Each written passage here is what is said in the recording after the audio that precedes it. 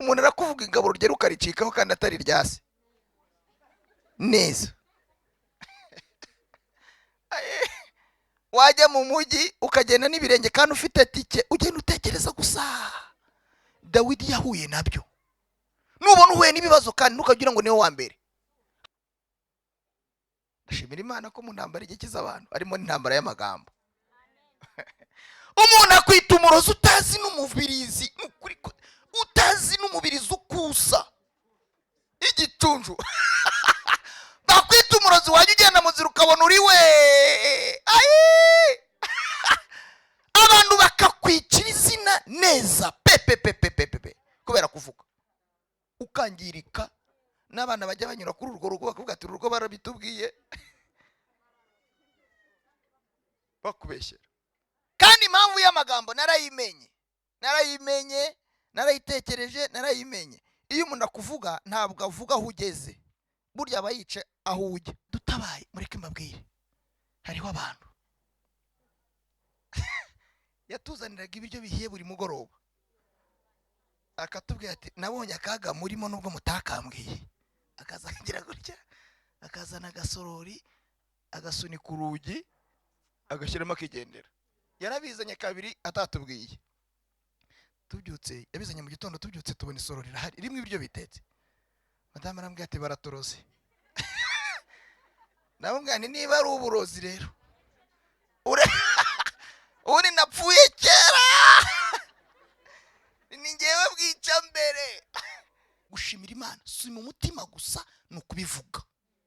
Mujye muvuga ibintu Imana yakoze, mubivuge ku manywa na nijoro. N'aya maguru kuba tukiyafite, hari abandi yavuyeho. Kuba ushobora kubyara umwana ukamwonsa si ukuzi konsa, ni ubushake bw'Imana, niyo yabikoze. Nimuhoberane mbabwira ijambo rero. Ndisha ubwenge bwacu bwose, Mana tuyikundisha imbaraga zacu zose. Urihariye witwa Uwiteka, nta wundi usa nawe, nta wundi witwa Imana atari wowe. Biriya byose birishushanya n'ibigirwamana, iyo bisengwa ntacyo byumva. Bifite amaguru naho bijya n'ibitabara, woweho twarakubonye. Mukozi wawe nguyu, muha umugisha wo kuvuga ijambo ryawe. Imana ice ku rurimi rwiwe, Imana ice mu bwenge bwiwe, Imana igaragare yonyine, Imana ariyo twumva. Mu bwoko bwicaye imbere yawe tugabire kumva, kandi nidusohoka twera imbuto zikwiye. Urumvise urakoze, mu izina rya Yesu. Imana ishimwe cyane kongeye kuduha amahirwe yo kugaruka hano. Ndatekereza ko hari n'abantu bahiriwe barongera baragaruka. Imana rero ishimwe kuko duhaye twese kuba muri giterane cy'amasengesho cyo kuzirikana ku neza y'Imana no gukomera kw'Imana n'urukundo rw'Imana. Haleluya.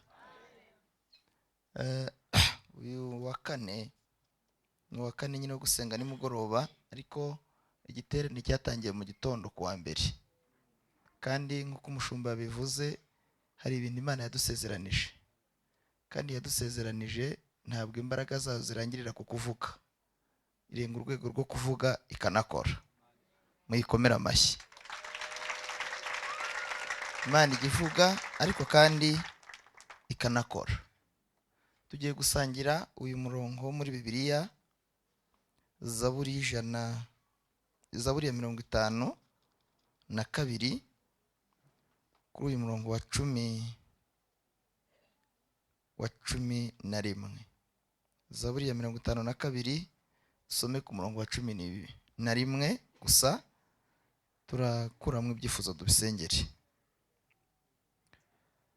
Zaburi ya 52:11 aravuze ngo nzagushima iteka kuko ari wowe wabikoze.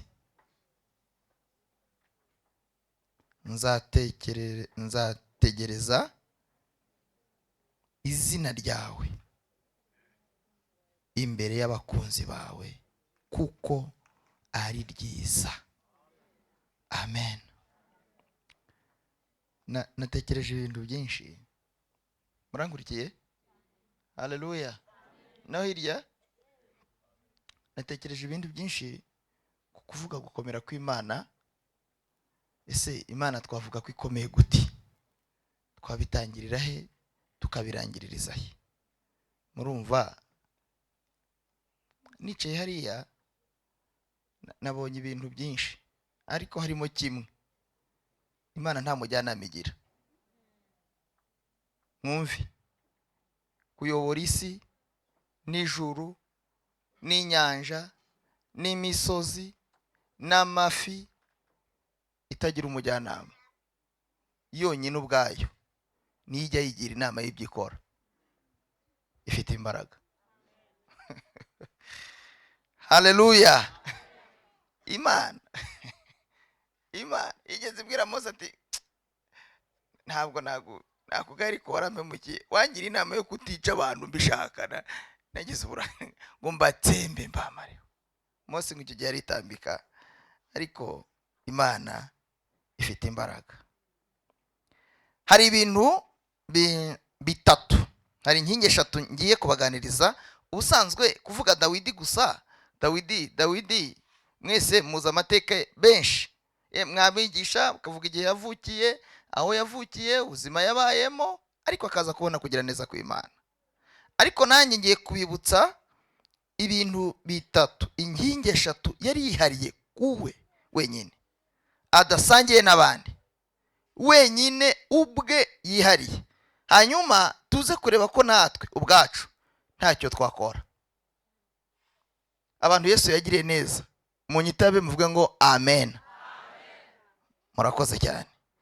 Icya mbere cyaranze Dawidi, ariko ubuzima bwe burasharira, yarashaririwe. Uyu mugabo yarashaririwe, yahuye n'akaga gakomeye. Burya ijoro ribara uwariraye, ujya kuvuga batarabona.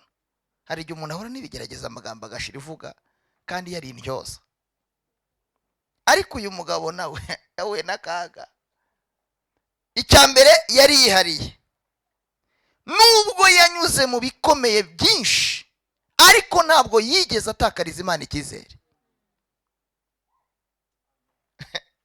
Nubwo yanyuze mu ntambara, agahura n'akaga, akarara rwantambi, akaba mu gihuru abandi baryama mu nzu, ntabwo yigeze n'umunsi n'umwe atakariza Imana icyizere.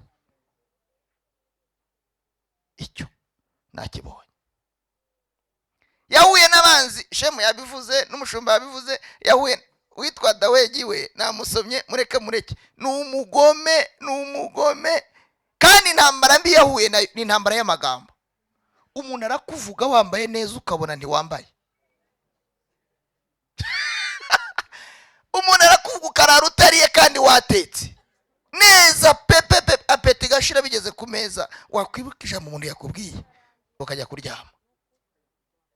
Kujya kuryama ndabizi, kandi nawe urabizi. Burya aho kugira ngo umuntu akubwire nabi yagukubita, ariko ijambo rirakunyeganyeza, ukajya mu mashuka ukabura ibitotsi neza, ukavuga uti uwama ngo materi igende ndyame ku itaka ariko nsinzire.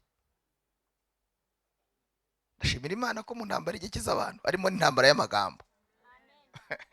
Umuntu akwita umurozi utazi n'umubirizi, utazi n'umubirizi ukusa igitunju. Bakwita umurozi wajya ugenda mu nzira ukabona uri we. Abantu bakakwicira izina neza pepe kubera kuvuga, ukangirika. N'abana bajya banyura kuri urwo rugo bakavuga ati urugo barabitubwiye, bakubeshyera. Dawidi yahuye nabyo, ariko ntiyabura kugirira Imana icyizere. Nimuzamurire Imana ibiganza vuga ngo turacyagufitiye icyizere. Haleluya.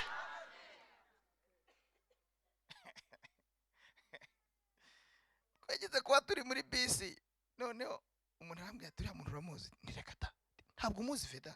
Ni nawe ati buretse ndakubwira. Ntiyambwiye icyo yamubonyeho, gusa twatandukanye, yambwiye ngo araza kumbwira icyapa kiradutandukanye n'uyu munsi iyo mubonye umutima uramubwira atari ku uyu muntu, kandi sinzi icyo yabonye niba ari cyiza. Ururimi gusa kuvuga gusa, umuntu arakuvuga ingaburo rye rukaricikaho kandi atari ryase neza. Wajya mu mujyi ukagenda n'ibirenge kandi ufite tike, ugenda utekereza gusa. Dawidi yahuye nabyo. Nubona uhuye n'ibibazo kandi nukagira ngo niwe wa mbere, hari abandi bahuye n'ibiruta ibyo ufite, nuko ahubwo bataje ngo babikubwire, ariko bakomeza kugirira Imana icyizere iri hejuru y'abavuga. Haleluya! Yagiriye Imana icyizere mpaka kugeza igihe bizarangirira. Ntabwo yigeze atakariza Imana icyizere. Kandi impamvu y'amagambo narayimenye, narayitekereje, narayimenye. Iyo umuntu akuvuga ntabwo avuga aho ugeze, burya aba yice aho ujya. Ntabwo intambara Satani adutera ari iz'uyu munsi aho twageze. Twahageze twamucitse, yarangaye, aragira ngo yice ejo. Niko bigenda. Imana, mwumve kuntu Imana itangaje. Ntabwo Imana nayo igusezeranya amasezerano y'igihe urimo, no. Ivuga amasezerano y'igihe ujyamo, ikavuga ngo nzabikora. Rahambaye. Mwayikomera amashyi cyangwa mwagize ngo narwaye? Mwagize ngo narwaye? Ni muzima, ni muzima. Imana ifata uyu mwana uyu ikamusezeranya abuzukuru. Uyu aka hatuzabona abuzukuru. Abanyamubiri bati none waravangiwe we, ati buze kwibwira uwiga muri segonderi ibigwi ukiri muri primaire. Imana ntabwo igitanga amasezerano n'igihe umuntu arimo, itanga amasezerano n'igihe umuntu ajyamo. Kandi urwo rugendo rwose ibivuze ifite n'imbaraga zo kukunyuza mu bicuma, mu macupa, mu mahwa, mu ruzi, mu bigeragezo, kuko Imana ntijya yikanga, ntigihubuka. Iyo ivuze ijambo irariherekeza kugeza igihe rizasohorera. Iyo niyo Mana.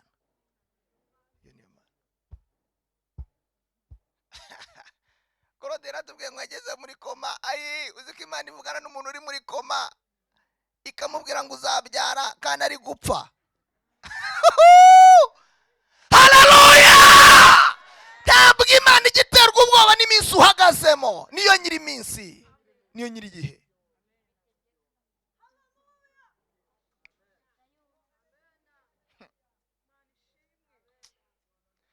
Isanga umuntu uri muri ruhurura isuma, ikamubwira ngo uzakomera, uzacya, uzaba sekuru, uzayobora benshi, uzavuga bakumve, njye ubwanjye nzabikora.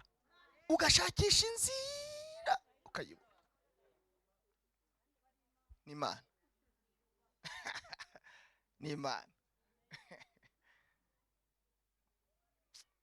Mureke nsoze kabisa.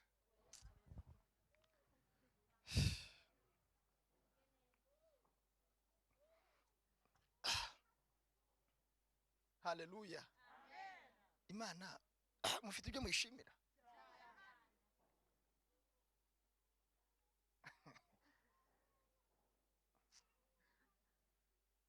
Nimuhe icyubahiro Imana. Kukize ibintu bije. Umugore wanjye yagize twari dutuye rwa Rutabura, yagiye atambuka anaje gutoragura ikawa hariya Rwanda Gisi, ndabyibuka. Twari dufite umwana hagati y'amezi 2 n'3. Nta mukozi tugira, nta fu y'igikoma, ubwo atari fu y'igikoma hari amata. Navuga ndi ngenda ajya musigarana.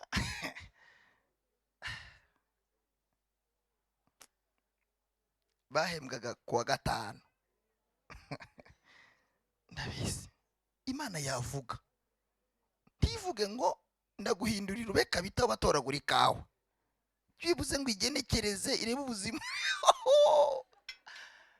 Abavuganye n'Imana nimuntabare muhereze icyubahiro. Imana irahambaye, Imana irahambaye, Imana irahambaye, Imana irakomeye, ifite imbaraga ziyemerera gukora ibitangaza ntawe wibajije,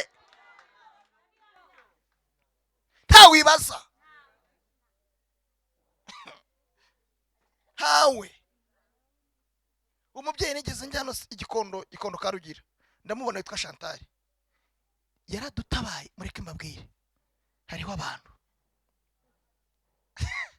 yatuzaniraga ibiryo bihiye buri mugoroba, akatubwira ati nabonye akaga murimo nubwo mutakambwiye. Akazagira gutya, akazana agasorori, agasunika urugi, agashyiramo akigendera. Yarabizanye kabiri atatubwiye. Tubyutse, yabizanye mu gitondo, tubyutse tubona isorori irahari irimo ibiryo bitetse. Madame arambwira ati baratorose. Namubwira nti niba ari uburozi rero uri napfuye kera, ni ngewe bwica mbere, ni wowe uburekeye.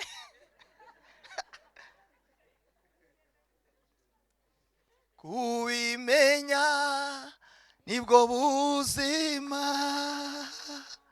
fitama oradashira. Haleluya! Iyo abanyarwanda bavuze ngo nizibika zari amagi, nta buzima Imana itajivana nk'umuntu wa nukuri kw'ijambo ry'Imana. Nubwo waba ukubura mu muhanda, Imana ndikubwira amasezerano mu muhanda. Oya, reka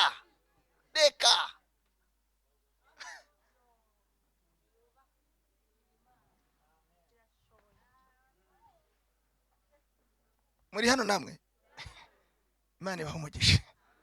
Icya kabiri Dawidi yagiraga, icya kabiri Dawidi yagiraga, yari yihariye, ni ukugira umutima uhora uca bugufi imbere y'Imana. Ati Imana ni wowe, kandi ngo guhunga Imana neza ni ukuyihungiraho. Ngo uyihungiye ku Mana, ngo ubugenze nk'ibirometero 800 uyihunga, ugatenda nko gusuka yegera. Avuga ati wampunze neza, ubwo wampungiyeho wampunze. Kandi twebwe guhunga abisi ni ukubajya kuri Imana, kuyihunga ni ukuyihungiraho. Cya gatatu, yahoranaga umutima ushimira Imana kandi atarasubizwa. Yaririmbye indirimbo zo gushimira Imana kandi akiri mu ishyamba. Aririmba indirimbo zo gushimira Imana akiri mu makuba. Ashimira Imana abanzi bamugose, ashimira Imana abanzi benda kumushishimura. Aravuga ngo umutima afite si uwo kuri ibibazo, no gushimira Imana. Aravuga ngo kandi gushimira Imana si mu mutima gusa, ni ukubivuga. Mujye muvuga ibintu Imana yakoze, mubivuge ku manywa na nijoro. N'aya maguru kuba tukiyafite, hari abandi yavuyeho. Kuba ushobora kubyara umwana ukamwonsa, si ukuzi konsa, ni ubushake bw'Imana. Haleluya! Wowe kuba ucyumva, amatwi ukaba ucyumva, umuntu akavuga ntakoresha ibimenyetso, ukumva icyo bavuze. Hari abandi batumva. Kuba ukicara n'ufite umugongo muzima, hari undi muntu ubyuka umugongo ugahita ucikamo kabiri, nta mpanuka yakoze, akazarinda apfa atongeye kwicara. Kuba ukitamika, ugafata ibiryo ukabirya bikagera mu gifu, nta sonde, ndabizi. Kuba ushobora kuryama ugahindukira,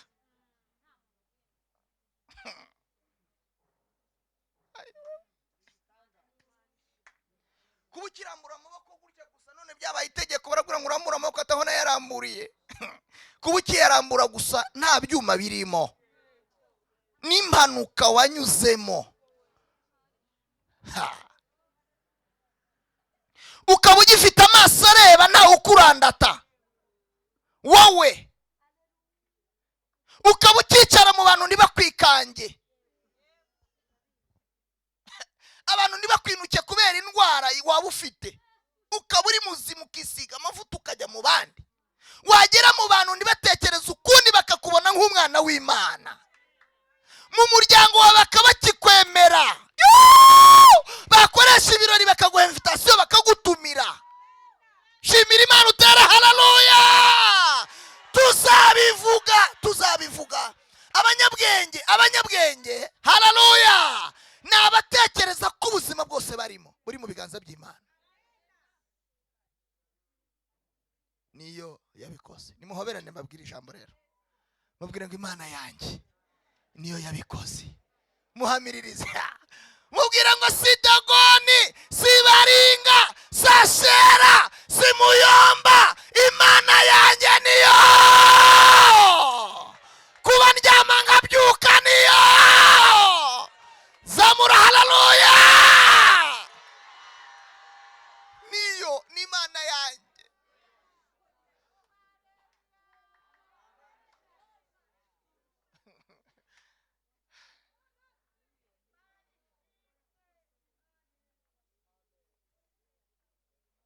Niyo. Mureka dusenge. Niyo.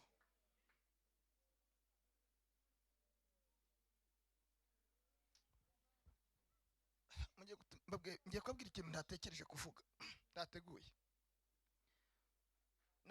Nakoze kwa muganga CHK nkora 16,000 ku kwezi, mfite umugore n'abana 2, hodesha inzu 6,000.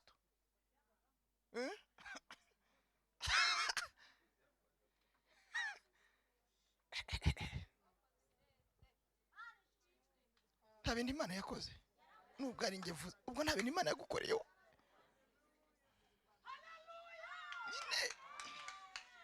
Dukomeze tugume kuri Dawidi gusa, ahubwo n'ikitegererezo cyo guhorana umutima ushima. Maze rero buriya kubambaye rinete wagize ngo nakaga kakugwiririye. Hari umuntu warwaye amaso azarinda apfa atarigera abona ubushobozi bwo kugura rinete. Neza ntakwata n'ibitaro bivura amaso ntabyazi. Arabigirwa n'iki ko atafite ubushobozi bwo kumugezayo. Rimwe nyirinzu mugera mu amezi 4. Ubwo ni bingahe? Mvuye gusenga ndabyibuka. Naraye nimugoroba njya gusenga, mbwira Imana ngo Mana uzantabara ryari. Ndicara kanicarire none mu rusengero. Uzantabara ryari? Warantaye, warandetse,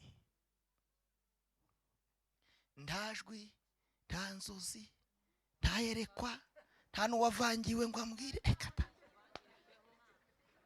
ndicecekeye icyarimwe rero. Ndamanuka hari nka saa 10, ndi mu ishyamba hejuru hariya. Ngeze mu rugo njya gufata gatotsi mu saa 11. Arakomanga, ntikarabaye, ati nyishyura. Ntabwo nkabije, mbivuganye umutima ukiranuka. Twari tumaze iminsi 3 tudateka. Iyi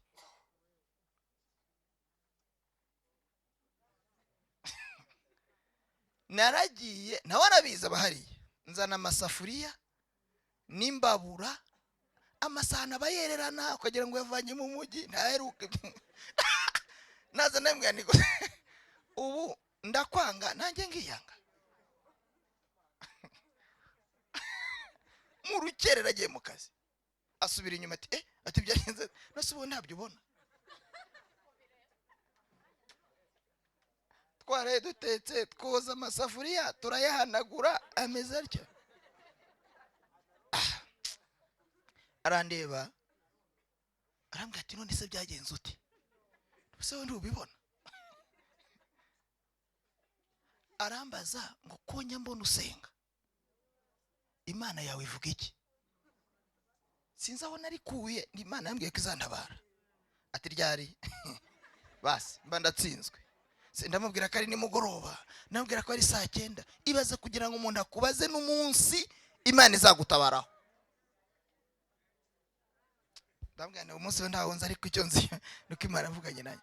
nimubona nyine abantu bambaye amakositimu bambaye inkweto, ayi wewe, ari ibintu Imana ikora utabonera ubusobanuro. Arambwira ati ariko Imana imuha umugisha Pasara. Arambwira ati Vedati, ndabona warahuye n'akaga. Nahuye nako si ubwa mbere. Ati ubuse ati pfukama ngusengere. Ni ukuri kose. Ni umukristo n'umudivantiste w'Iremera wa hano haruguru hano Nyamirambo. Ni umuzamu. Ati pfukama ngusengere ningiye mu kazi. Ati ariko ugiye kunkerereza. Ndapfukama. Ati Mana nari ndi kureba gutya, ari umuntu agera mu bigeragezo akarenga urwego rwo gufashwa akabihirwa. Imana yavuga kumva n'iby'abandi. Imana ati ndabatabaye, ati si njyewe ni runaka. Aransengera, ndatinze, aransengera abwira Imana ati Imana wewe ndahita amafaranga nyishyuri. Mu gitondo ati cya kabiri uzamuhe aho kuba atazajya akomeza yanduranye n'abaturage.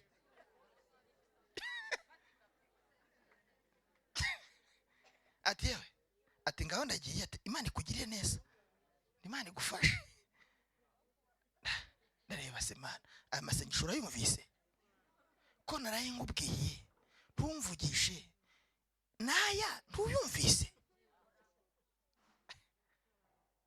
Bukeye Imana ijya yishyura. Nta muntu yishyure muri iri teraniro, ni rimwe ni kabiri.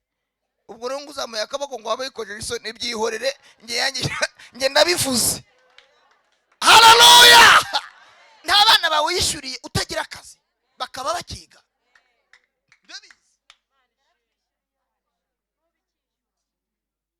Buriya amakompasiyo aza ngo byari muri gahunda ya leta. Iriya ni gahunda y'Imana. None uzi gushyiraho umushinga utazi uzawishyurira nde? Kandi ibintu byose mugira ngo si Imana bitegura. Niyo itabiteguye nta mushinga n'umwe. Impamvu yemeye ko urusengero ruba ni ukugira ngo abantu nibahagera bahambarize izina ry'Uwiteka. Haleluya! Hashize iminsi 3 ndamwishyura arayanga. Ndayamushyira nti nayabonye. Wayabonye? Wowe ati yarasenze none irayambaye arayanze. Ati ubuzima urimo uje kunyishyura. Ati nayabonye.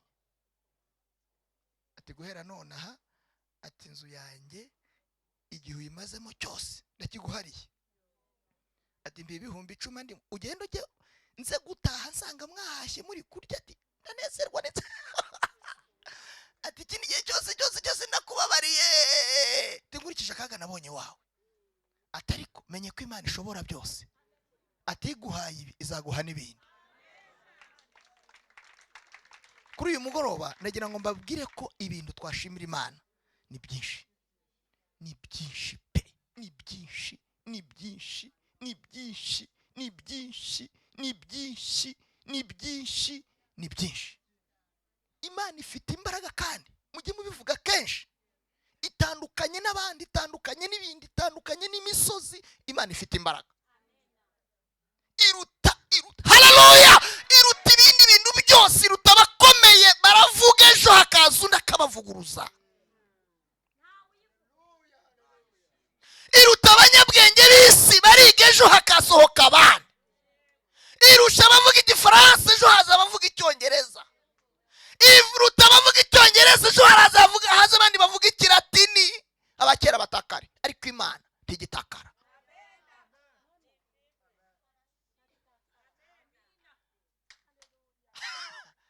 Imana sinababwiye ndi hano, sinababwiye ku isambu y'iwacu kwa Karekezi twayigurisha 80. Abasinye bose n'abagabo batwara 20, dusigarana 60. Turi babiri turayagabana. Arambwira ati twara 30, ari 30. Twe kujya twigora twumva ko tugira ahantu tuvuka Imana izatubeshaho yabura uko bigenza. Kandi Imana ifite imbaraga zo kukurengera idashingiye aho uvuka. Ifite ubushobozi bwo kukurengera idashingiye ku mateka yaho wavutse. ifite ubushobozi we. Imana ifite ubushobozi bwo kugushakira ahantu ukahatura, hakaba ahantu hawe bwite.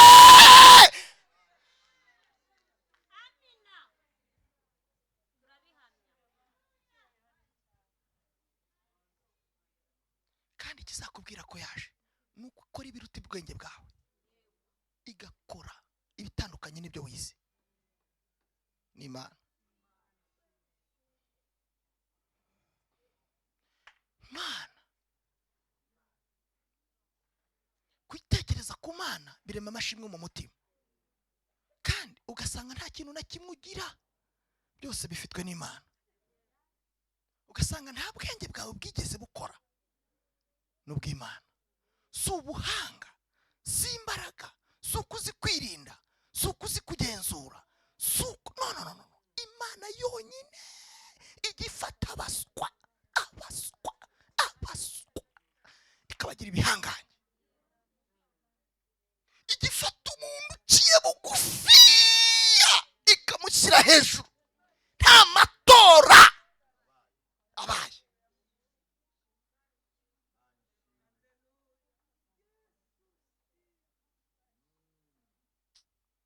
Imana ibaho umugisha.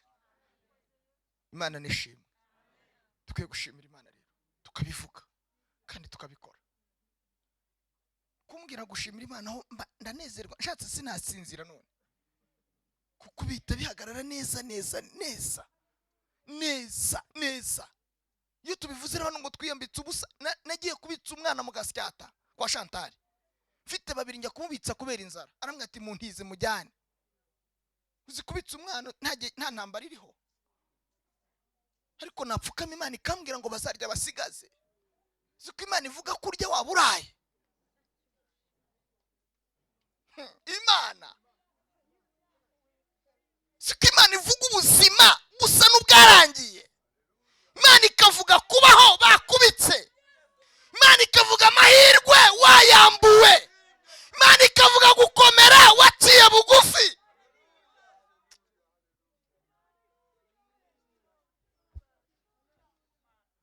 Kadusaba umushumba dusengera, mushimira Imana, mukomeze mushimira Imana mu mitima, ariko munakora ibikorwa bigaragaza gushimira Imana. Imana ibaho umugisha mu izina rya Yesu Kristo.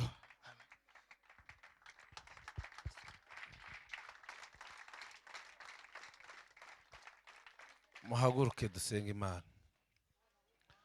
Aba mu gitondo nababwiye ngo umuntu wese ubasha guhagarara imbere y'abantu agafata mikoro akigisha akavuga, ariko ntavuga aho yavuye, uzamushyireho ikibazo. Iyo utibuka aho wavuye naguha agaciro iby'Imana yakoze. Tumwerekezeho ibiganza tuvuge ngo Imana imuhe umugisha. Amen.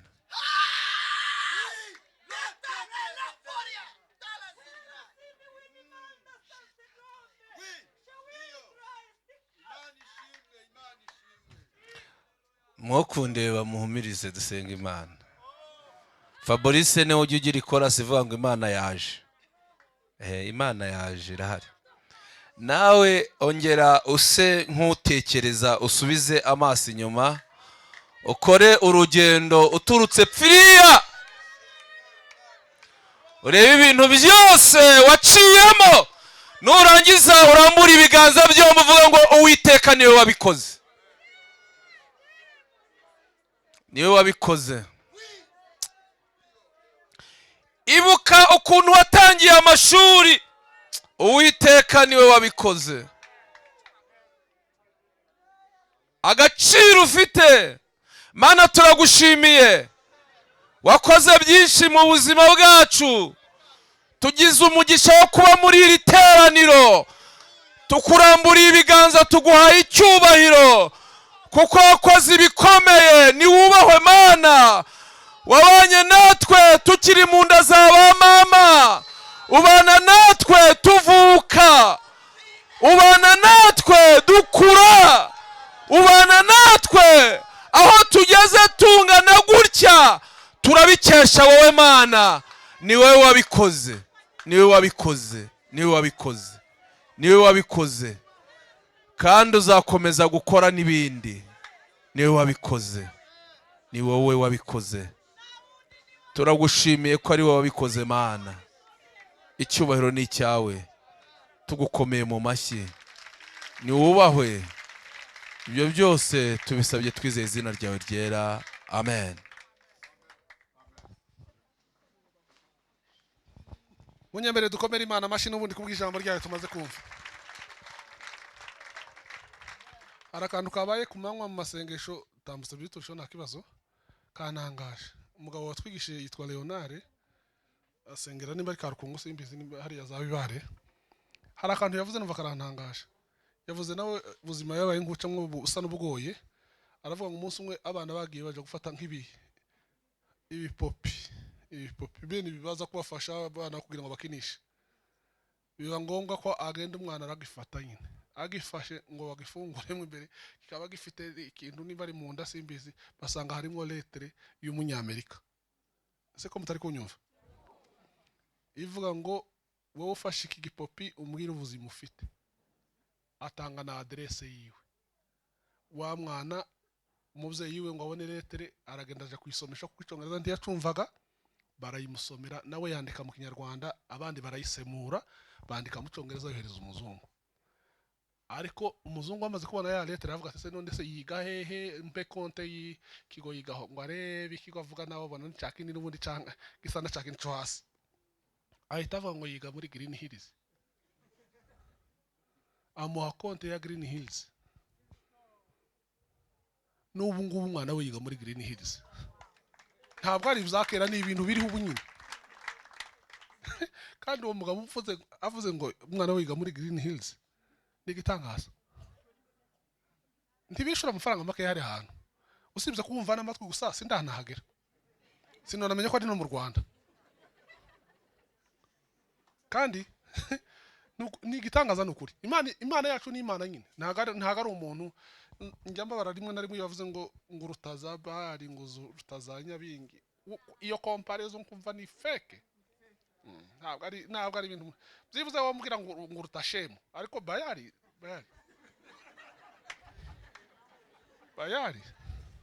igipopi.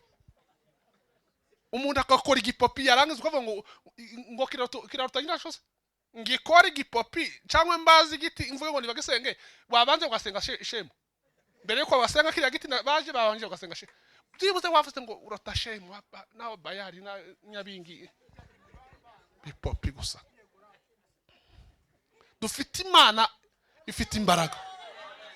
Tugira Imana nyamana itagereranywa n'ibintu byose. Imana yatekereje y'ini kari mu muntu, ikabumba yagira ngo umuntu agahita ahaguruka akagenda. Numara ngo ikompare n'igipopi nagari byo. Iyo Mana rero niyo ituma tuyikorera ku manywa n'ijoro, tukubaka n'insengero tukazibamwo twahereye hepfo. Nanjye naje bagisengera hano hepfo, turazamuka tuza hano nazaga nicara kuri no ntebe ya mbere, none tugazanga tubonye ntihadukwiriye tugiye ari hejuru. Ejo bundi se tuzahaguma, tuzagenda tugere kuri mereze, tuzamuka hejuru mu kirere. Kubaka se kurarangiye, tuzayikorera mpaka tugeze imbere yayo. Kandi ibyo dukora ibyo ngo nibyo bizaduherekeza, tuzajyana nabyo. Nimuyazane rero twubake, nimuzane twubakeka. Twiriwe hano twiriwe tuyatanga, nimuzane amafaranga muje nimugoroba. Muyazane Imana irabahumugisha. Ariko kandi wumve ko uyazana ku bushake bwawe kandi uzi ko Imana izagumugisha. Imana ibahumugisha bari kuyazana, nimuyazane rwose muza twubaka urusengero. Tuzaroba mu gihe gitoya tugira urundi rwiza rutaruriye rujyanye n'igihe tuzaba tugezemo. Imana ibahumugisha mu izina rya Yesu bari gutanga amafaranga. Yes, umuyobozi wa niba turi Imana igumugisha. Yes. Jean Imana igumugisha mu izina rya Yesu. Ndabona Vaste Rose yahageze n'abandi bashiki bacu. Imana ibahumugisha bari kuza bari gutanga amaturo yo kubaka inzu y'Imana. Muba mwabitekereje neza kandi mu bantu bagerageje kubara basanze batarahombye n'ukuri. Yego tugumane. Neko uyu yitwa Aurélie, iwe yavuze ngo ese watu ngo ndatura ariko ndavuga, kandi akunda kuvuga akunda gushima. Umunsi umwe basabye gushima muri baturi bavuga ngo ndashima, ngo mari ndamureba ndise kucecetse na siriya kagaceceka ninde ushima none ko ari mwe muzamushima mwenyine ngaho. Haleluya, haleluya. Imana ishimwe, Imana ishimwe kuba ndiho, niyo yabikoze. Ndasaba umuvukanyi wanjye tuvukana aze dushima Imana kandi tugire icyo dukora. Hari igihe nabishatse bateranye n'umutware we, ndavuga nti wajya kubisaba. Rero ndamubonye uyu munsi ndavuga ngo ntabwo biri bugarukira aha, reka mbivuge. Haleluya. Uyu turakurikirana, turavukana turavukana kwa data na mama. Shimye Imana ko yaturinze. Imana niyo yabikoze kuba tukiriho. Twaciye mu bintu bikomeye bikomeye, duhereye ku bya jenoside. Imana yaraturinze, sibyo? Imana yabanye natwe tutayikoreye ko aba ari uguhemuka. N'ubundi twayaga tuyikorera. Utekereje ibintu Imana yakurinze na nyuma ya jenoside, ubu n'umudamu afite abana n'umutware. Sinzi nimba uyu munsi yaje, ariko turashima Imana. Nanjye yarandinze nawe iramurinda. Ubu turiho. Hari igihe twakeneraga uduha amavuta yo kwisiga, hari igihe twakeneraga utwambika, uturambara. Haleluya. Imana ishimwe, niyo yabikoze, niyo yabikoze. Ndavuze ngo singiye kubiceceka. Imana nikora ntuvuge uzaba uhemutse. Haleluya. Imana yaradukujije, turira turi imfubyi, turakura. Ugiye ubivuze, yigeze kumbwira ngo izantuza, ikabimbwira nkibaza si izantuza he, nkibaza ko nzasubira iyo muri bya bisambu by'iwacu. Hanyuma irangije koko yarantujije, irambwira ngo izantabara inyuze mu nyandiko. Ndi umugabo wo kubihamya, simbeshya, dore mfite igipangu hano hakurya, hano Kimisange. Haleluya. Kubiceceka biragatsindwa, sinya mbishobora. Hari igihe njya mbivuga muri Nibature, bamwe batari ku gihe yabivugiye biriya, ntabwo nabiceceka. Reka. Haleluya. Rero reka ne kurambirana, ariko ndashaka ko tugira icyo dukora ku nzu y'Imana, twibutse ibintu Imana yakoze, twibutse iminsi ya kera, dukore. Haleluya.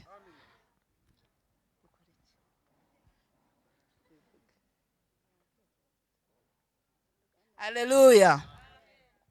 Tuzatanga imifuka 5 ya sima. Haleluya. 5 ya sima, nawe niyo bazatanga, ubwo ni 10. Ndabivuze, umutwaro ntawe uhari, ariko tuzabikora. Tugomba gusiga urwibutso hano kuri inzu y'Imana, tukajya tubyibuka. Imana yagize neza, yabahaye akazi. Uyakora muri Mirikorine, yamuhaye akazi ari umuntu uciriritse, ntashobora kubivuga, ariko ubugenda bimuvugiye. Haleluya. Hamaze nk'imyaka irenze 10 akora muri Mirikorine. Abandi barabirukanye, barabahagaritse, ubu arakora. Haleluya. Hari igihe ashatse kugasezera ngo barahemba make, ndavuga nti wibuke ko Imana ariyo yakaguhaye, gumye uhagume, ubu aracyahakora. Ubwo rero twese dushimye Imana, n'umuryango wanjye nubwo bamwe nyine badahari batuvukana, umudukurikira ntabwo arakizwa, ariko nyesaba Imana ngo nawe azaze. Haleluya. Mu gitondo nazanye intebe, ndavuga ngo Mana nzanye n'iy'abavandimwe batarakizwa. Haleluya. Gukorera Imana rero ndabikunda, kuko nzi ibyo yankoreye naho yankuye. Imana tuyihe icyubahiro. Twakomeye Imana amashize. Mu gitondo yazanye intebe 10, yazanye 10 mu gitondo, none azanye imifuka 10 hamwe na murumuna wiwe yasima.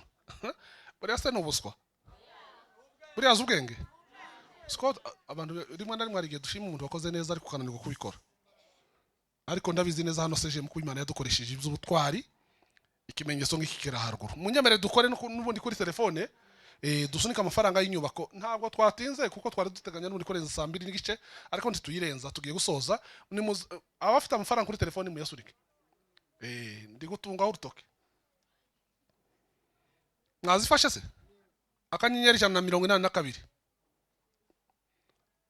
Akanyenyeri 8, akanyenyeri 1, akanyenyeri 07 91 56, akanyenyeri umubare w'amafaranga witanze,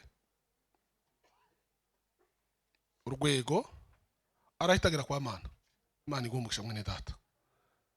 Nari mvuze ngo ni akanyenyeri 182 akanyenyeri 8 akanyenyeri 1 akanyenyeri 0771 akanyenyeri umubare w'amafaranga wemezwa n'umutima wawe, hanyuma ushireho urwego nusunika urabona amabwiriza urasanga mu ijambo ryanditse ngo ni ADPR, hanyuma azabageza agomba kujya. Imana iduhane mu izina rya Yesu. Munyemere dushimira Imana. Imana iduhane mu izina rya Yesu. Turasoje amateraniro yacu uyu munsi, ariko mbere yuko tuyasoza ni kanuni nsabe ubushumba atambuke aduha amatangazo anahite anasoza n'iri teraniro, atubwire n'imbejo tuzakomeza.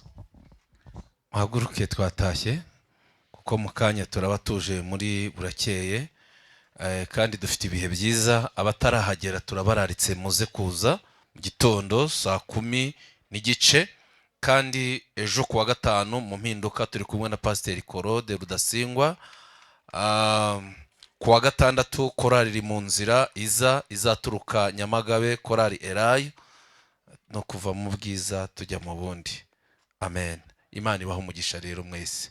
Imana turagushimiye, wabanye natwe, waduhaye ibihe byiza. Umugisha uyu mugabo, uyu mugore, umusore n'umukobwa, abana bato, buri wese wageze mu nzu yawe umuha umugisha. Uburinzi bwawe bukomeye bubane natwe tugenda, kandi muri iki giterane uzakora iby'imbaraga, uzakiza indwara. Mana, abafite ibyifuzo bitarasubizwa uzabisubize, kuko uri Imana ishoboye byose. Turagushimiye kumvise gusenga kwacu, ibyo tubisabye twizeye izina ryawe ryera. Amen. Mujyane n'amahoro ya Kristo.